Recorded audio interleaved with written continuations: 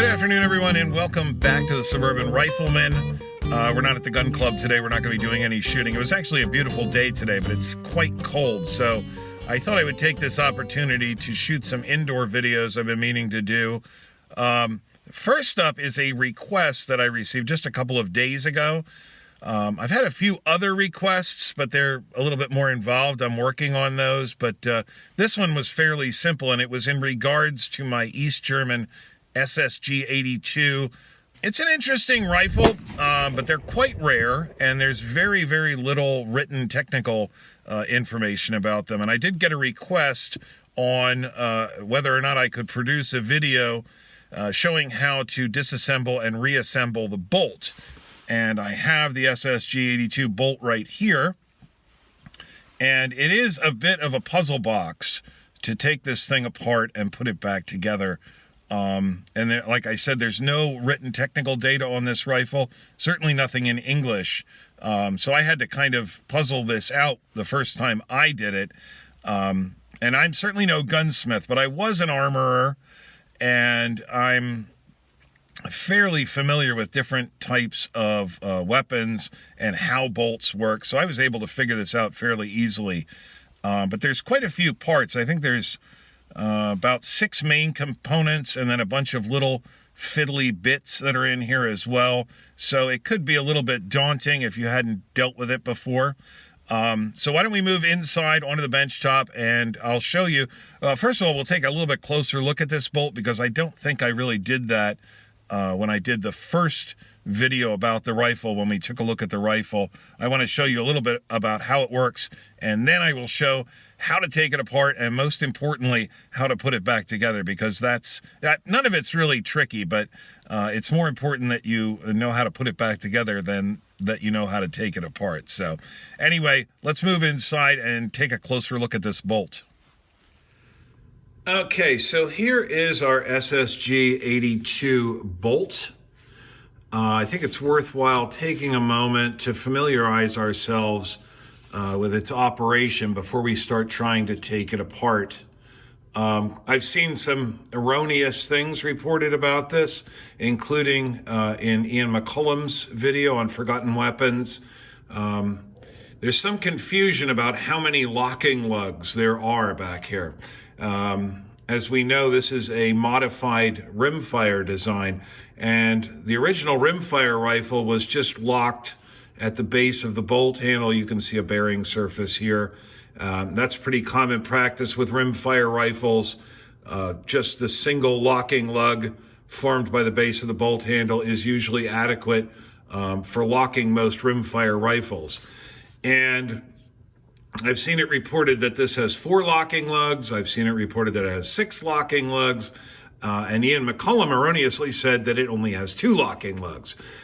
So let's get this straight. This lug here and this lug here are, in fact, well, they are lugs, but they're not locking lugs at all. They're just guide ribs to keep the bolt shroud aligned correctly in the bolt as the handle rotates. These 2 lugs here are, in fact, locking lugs. You can see a bearing surface there and a bearing surface there. This somewhat larger lug is also a locking lug. You can see a bearing surface there. And there's a raised pad on the base of the bolt handle to form the 4th locking lug. On some center fire bolt action rifle designs, the base of the bolt handle acts as a safety lug. This is not a safety lug, it's a true locking lug. So there are 4 locking lugs. I just wanted to make that perfectly clear. So before you take something like this apart, I had no instructions on how to take this apart. It's oftentimes useful to take some photographs. You might want to take a picture of this side of the bolt and then take a picture of that side of the bolt. That's usually helpful. It's important to know with this particular rifle that what you're seeing here consists of 1, 2, 3, 4, 5 parts. And there are, in fact, 6 major assemblies in the bolt, and as I said, several little small finicky parts. These are all separate sleeves, 1, 2, 3, and then the bolt body. So in order to start disassembling this, and this sleeve is probably the most important one to get straight. There's a cutout here for this little stud, and that's just a short little cutout. And there's a much longer cutout here for the sear on the firing pin. That gives it room to travel back and forth. So when the bolt is assembled, the sear should be facing the bottom of the bolt. It should be in line with the serial number here at the bottom of the bolt body. And this sleeve should be aligned so that this longer cutout is over the sear. And an easy way to remember that is in these two guide ribs, one of them has a spring-loaded plunger in it.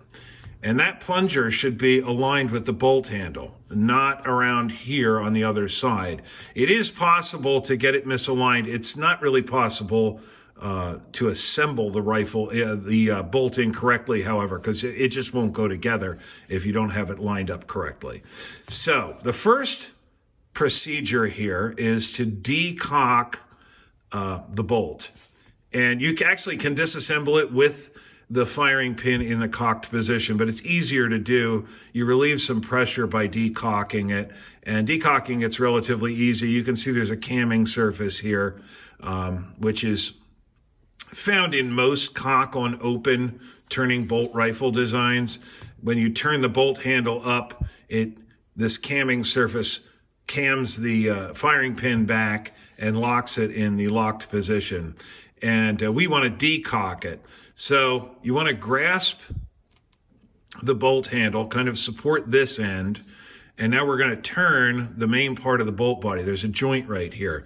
And if you're familiar with riding a motorcycle, we're decelerating here. So we just turn that, and you can see the firing pin move down into this camming slot, and that just relieves a little bit of the tension on the firing pin spring.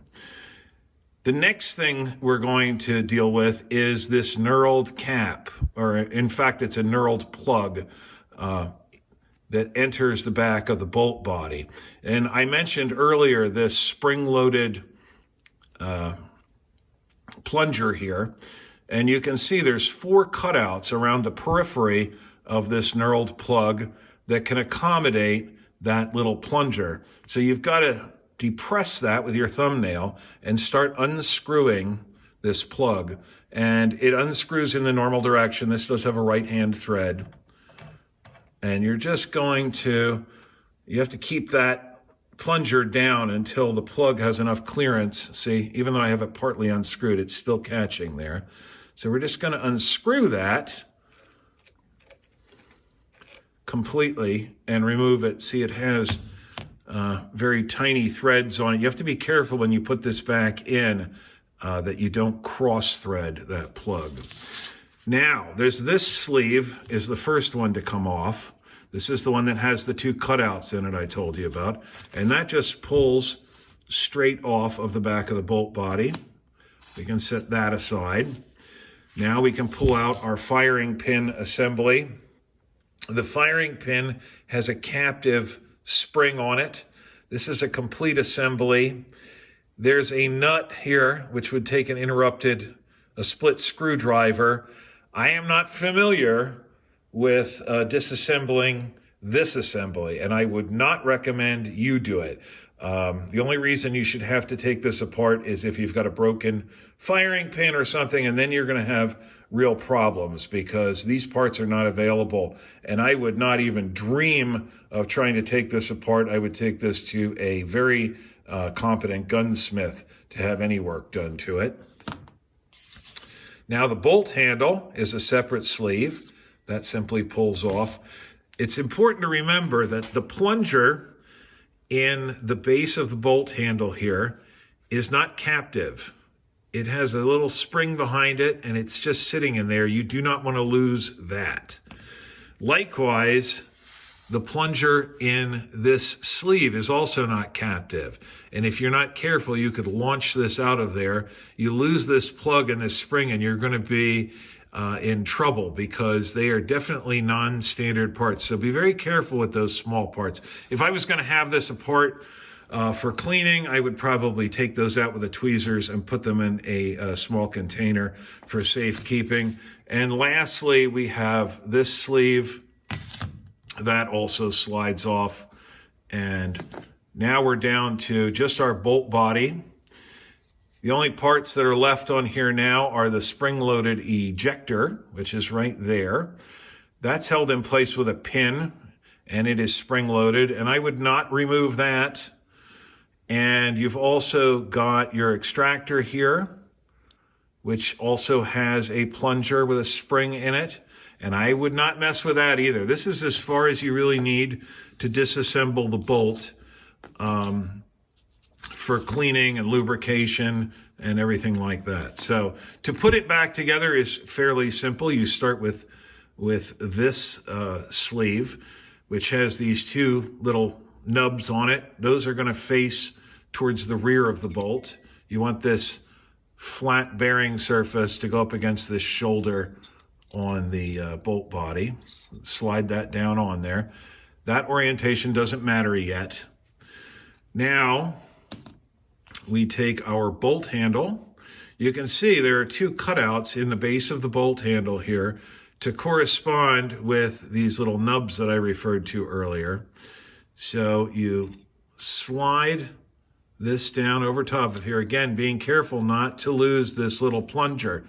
Now, you can't really misalign this. You see, it goes together that way. If you turn it around 180 or 360, no, 180 degrees, you cannot get it to go in there. It'll only go in one way, right? Now you can insert your firing pin into its channel there. Again, the sear needs to be in line with the bottom of the bolt where the serial number is. So that's pretty easy to keep track of. Now we slide this sleeve down, and remember the long cutout is for the sear. Sometimes this can take a little wiggling.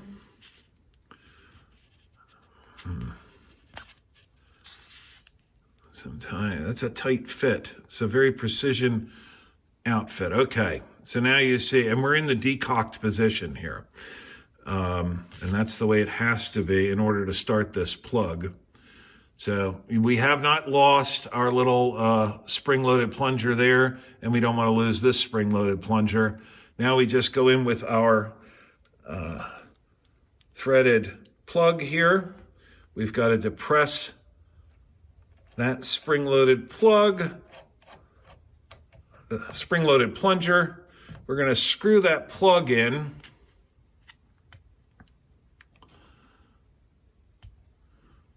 Until it stops turning. There is a little bit of spring tension here. You'll see there's a little gap here, and as I turn this, that'll tighten up. You want to turn this until it stops turning, but then you don't want to really torque on it. Once it bears up against that surface and everything's compressed, you're good to go. Now you'll see the little plunger is not in line with the cutout perfectly, so just turn it back until it snaps into place. Your bolt is now reassembled. It can't be reinserted into the rifle, however, until we've got it cocked. So cocking it is the exact opposite of the decocking process. It would help also if you were taking this apart to clean and cleaning it, put a little grease on this camming surface. I didn't do that here because I just serviced the bolt recently.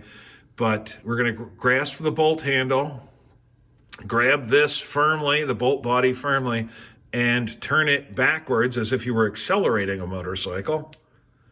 And the sear, the cocking piece here on the firing pin will slide up that camming surface into its little notch, and the bolt is ready to go back into the rifle and be used. So that's really all there is to it. It's pretty straightforward. It's pretty simple. Just be very, very careful not to lose any of these little tiny pieces because you're not going to get new ones. So I'm going to get this edited up and posted. I'm going to start working on some other videos. When I post those, I hope to see each of you here then. Later, guys.